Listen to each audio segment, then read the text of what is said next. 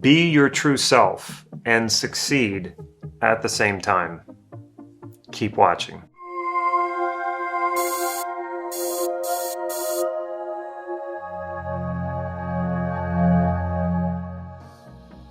I'm Damon Card, this is Life Mastery Gym, and I teach people just like you cutting-edge NLP processes and techniques so that you can master your life and take charge of your destiny. So if that sounds good, make sure you click that subscribe button right down here so you can get these videos on a regular basis. I've been practicing, teaching, and coaching using NLP, Neuro-Linguistic Programming, for several years. And in that time, I've had to get over a lot of self-important ideas. What do I mean by self-important ideas? Well, I'll get into that more throughout the video. By the end of this video, you're going to understand how to be much clearer about who you are, how to be more successful, and how to be really happy doing it. And if you have any questions throughout this video, make sure you leave them in the comment section right here down below. I will respond to you. Before I get into this, I want to also give credit to my mentor, Steve Andreas. Much of, if not all of what I'm going to tell you in this video comes from his teaching. I want to start off by telling a story that I think will illustrate what I mean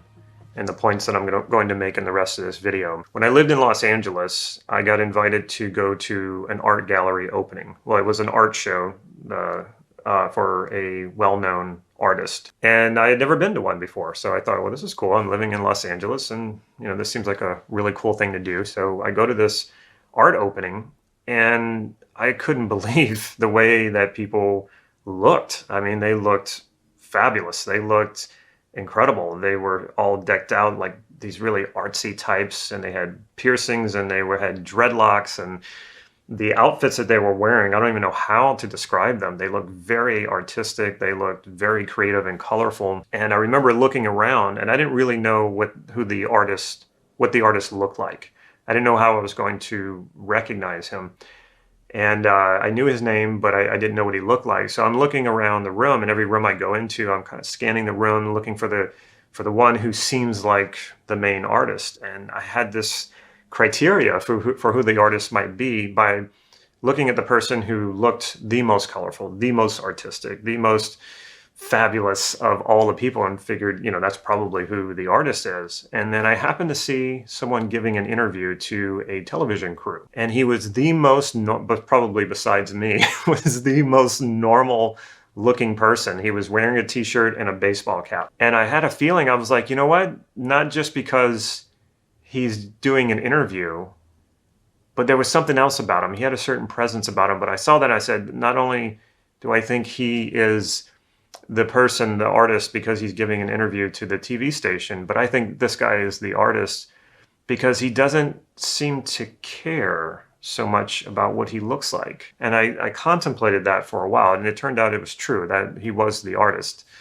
And I watched him for a while, and I watched him in comparison to the other people. Now, at the time, I didn't know NLP, but it was very clear to me that he had no pretension. He knew he was an artist. He didn't have to prove it. He didn't have to show people he was an artist. And my sense about him was probably when he was in public and not at an art opening where everybody knew who he was, he probably dressed the same. And actually, I have seen him around Los Angeles, and I have seen him in other interviews and on television. And sure enough, he dresses kind of the same, which it would be hard for you to recognize him as being like a celebrity or a celebrity artist. And I thought about that for a long time, and I was like, well, what was that about? Why were these people so like flamboyantly dressed and he wasn't? And it hit me that, these people wanted to be artists. So they were trying to look the part. And you see a lot of this in Los Angeles, not just in the art world, but acting, and everybody in LA wants to be famous. But it was very apparent to me that all of these other people felt very uncertain about being an artist. And so they had to really display it. They had to communicate it to the world. They had to show you that they were serious artists. And so they were wearing it. But the truth is they probably, in addition to having a lot of doubt and uncertainty about being an artist, they probably didn't do much art. They probably put all of that energy into looking like an artist and not actually into a medium that they had mastered or a craft that they were very creative with. So this kind of sets the stage to what the points that I'm going to make here. So what is the false self, and what does that have to do with narcissism? Well, first of all, we all have a little bit of false self in us. I'm not here to say, oh, I've completely cured myself of any false self.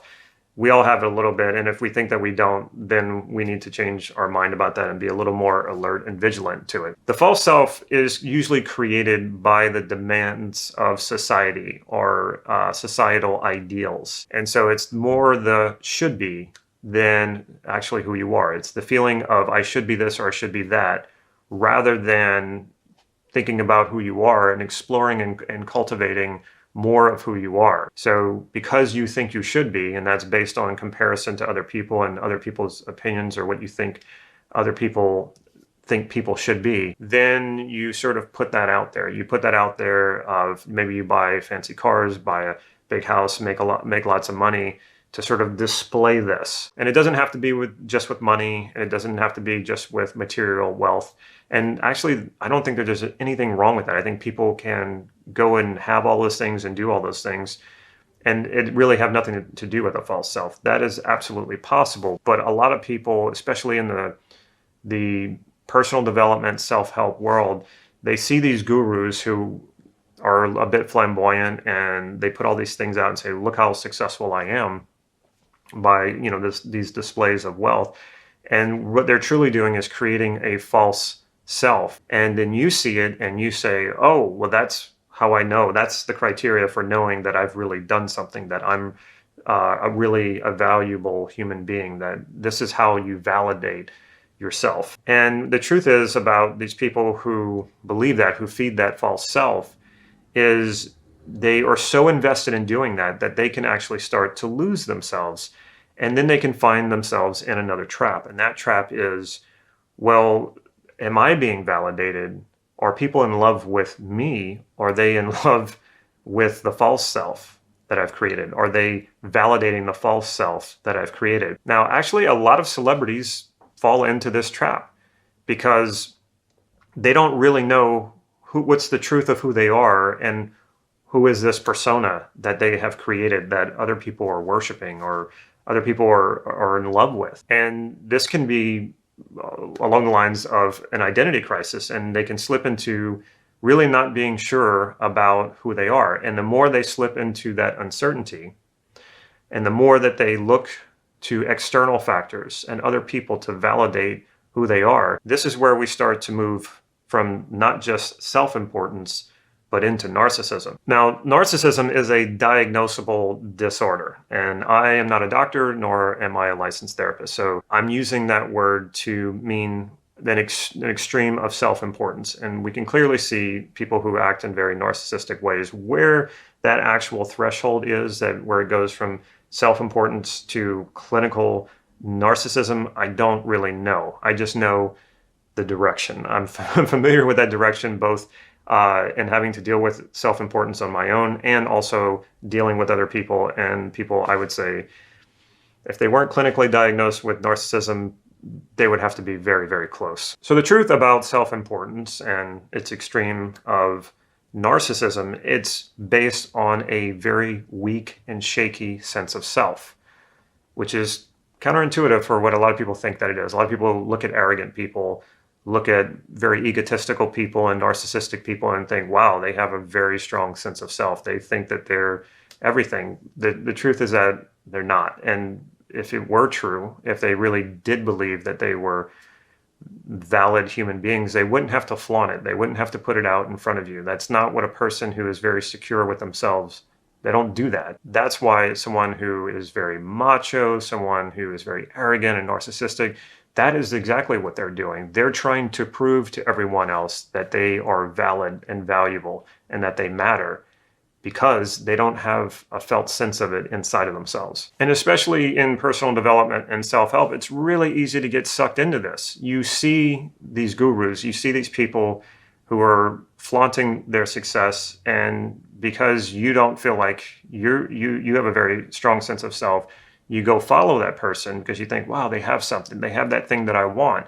And if I work hard enough and I pay enough money, then maybe I can be that way too. And you join one of these groups or you get involved in these trainings and they start talking about this, kind of like fake it until you make it. They don't always use that term, but that's essentially what they're saying. Like this idea of, well, I must look professional. I must say things a certain way. And now we're back into that, well, this is how I should be. And if I put on the costume and I surround myself with the stuff, then somehow, somewhere along the way, I'll just become it. But no, you're putting all your attention in the wrong direction, just like these people at this art gallery who were putting all of their creative effort into looking the part, rather than putting all of their creative effort into their creativity and into their art, and letting the other stuff just be what it is. That you don't care if you look like an artist to other people.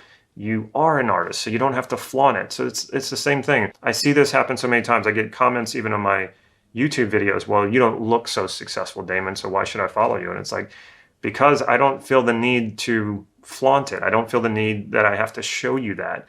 I'm here to give you good information, and my authenticity is so much more important to me and so much more important to the message that I want to put out there, that the other stuff, even if I had all that stuff, would be just a distraction. If you've watched a lot of my videos, you've heard me talk a lot about how your unconscious and your conscious actually hates confusion, hates chaos, doesn't like ambiguity, and will do almost anything to move away from that and toward something that's more certain, even if it's not true. What pride and self-importance is an ambiguity, is what it is. It's an ambiguity about who you are. You're not sure of who you are, so you sort of overdo it. And you can recognize this in small ways and in big ways in your own life, in your own experiences. Think about maybe you're going out on a date with someone who you felt like was a little above your level. You were a little out of your league. And as a result, you felt a need to sort of overdo things. And the truth is things might not have worked out with that person, not because of you were not in their league or you felt, like you weren't on that same level. It probably had more to do with you sort of overdoing things. We've done this in job interviews and at jobs. We felt like maybe we're a little in over our head. Instead of holding steady and being certain and secure and knowing that you could level up and step into that role, maybe you went and overdid it. You did that overemphasis. Like, I gotta, jump in there and be energetic, gotta be everything, gotta be charming, gotta do everything so that it looks spectacular. And you ended up looking fake, and maybe you humiliated yourself. And then you went to the polar opposite, from pride to shame. And that's the game you play with this ambiguity. You're either usually on one end of the spectrum or the other. You're either all the way in on pride or you're all the way in on shame. So you want to step out of this ambiguity altogether, because the truth is that a certain and solid self-concept, a strong sense of self, really is about you fulfilling your values and living a life that exemplifies your highest values, not in any comparison to anyone else. And when you do that, and when you're living your highest values based on your own experiences, not in trying to be someone else or not in trying to have the same experiences that someone else has, and you're living your highest values based on your own experiences, no one can take that from you. And it doesn't matter if you get put in tough situations. You're just not as fragile and vulnerable to other people's criticisms and to embarrassments and to humiliation, which is a lot of what people who are being egotistical or self-important are so afraid of. They're so afraid of that, because then that would knock them to the other end of the spectrum of shame. But when you are living your highest values, and those highest values that you're living are based on your own experiences, not in comparison to anyone else, you are solid and stable in who you are.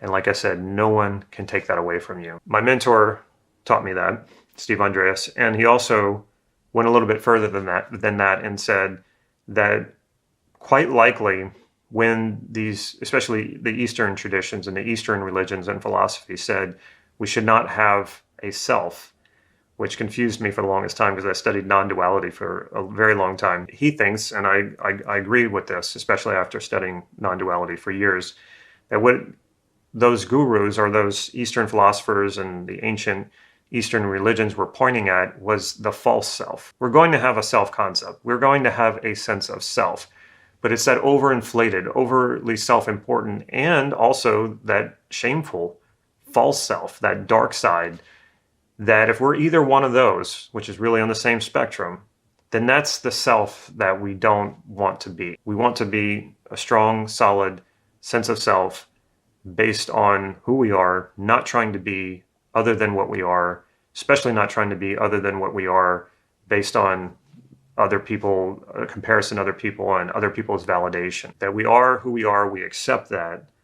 Not that we don't do anything about that. That's the other piece to this. When you stop comparing yourself to others, when you stop living a life of I should be, or especially at the identity level, then you get to take all of that energy back. And you get to take all of that energy and invest it and pour it into really cultivating yourself, really exploring your highest values and exploring all the ways that you can fulfill those highest values. And that really is self-realization. That really is ultimate fulfillment. And that's what we all want. We want to be fulfilled. We think we want all these objects. No. Well, I mean, we might, but what we're really wanting is the fulfillment that we think those things will give us. And that will be found in our values. And that's why no matter how many goals you've achieved, no matter how much money you make, no matter how much you surround yourself with material wealth, it can feel good to a certain extent, but it will not take you to total fulfillment. That will only be found in experiences that align with your highest values. So just like the people at the art gallery that night that I was at that art opening, stop investing so much in looking the part and take all of that energy and put it into your life. Treat your life like it's a science project and an art project at the same time. The science part is you testing, seeing, what works for you. The art part is get creative, have fun with this, be playful. It's the only life you get. You might as well go for it and not live your life slaving to these ideals that are outside of you, these ideals that are imposed on you, because you will never find fulfillment trying to validate yourself externally. It will just never happen. The great thing is you can start doing this right now. You can stop following these self-important gurus, these narcissistic types of people who really try very hard to show you how wonderful their life is and how great they are. Stop trying to be like them and turn it back on yourself and get clear about, well, what is it that you value? Not those other values. What is it that you value right now? And right now, you can take some sort of action in alignment with that value. And as soon as you do, you will feel it immediately. If success is very important to you, not externally, but your success, then what is it you can do right now, even the smallest step that would make you feel more successful? If authenticity is important to you, same thing. What can you do right now that would make you feel more authentic, or at least align with your authenticity? And you could say that for any values like peace, joy, happiness, passion. Get clear about those and then think, okay, what can I do right now? Even the smallest thing to align with that. And what are the things that I'm doing in my life that don't align to my highest values? And then start moving those things away and out. And chances are you're spending a lot of money, or at least a lot of time, investing in those values that are not your own.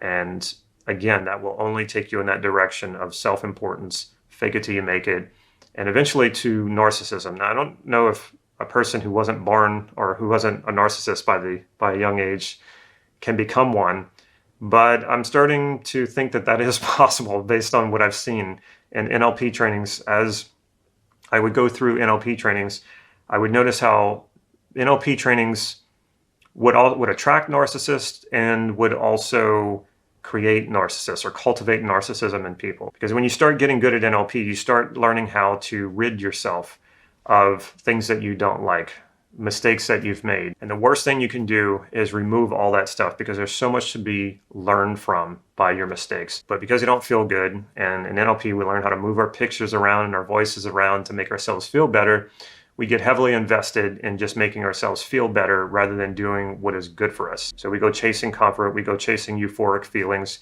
but that's no different than taking drugs or drinking too much or overeating. It's all the same thing. So get clear about your values, align to them, invest in you, not in the validation, not in the external validation. Validate yourself. If you would like to take this deeper, I can point you in the right direction. If you go to the description down here below, you'll see that there's a link. Click on that link and you can take a free assessment. It's like a survey where you go through questions and then it assesses the results and emails them to you. This is a great place to start to get very clear about what your values are and to get clear on where do you want to start first in working on yourself for you and transforming yourself and into living the fulfilling life that you want to live. If you like this video, make sure you give it a thumbs up. And if you haven't already, make sure you subscribe by clicking that subscribe button and the bell so you'll be notified when I put new videos out. If you can think of a friend or a family member who would enjoy and who could benefit from watching this video, make sure you share it with them. Take care.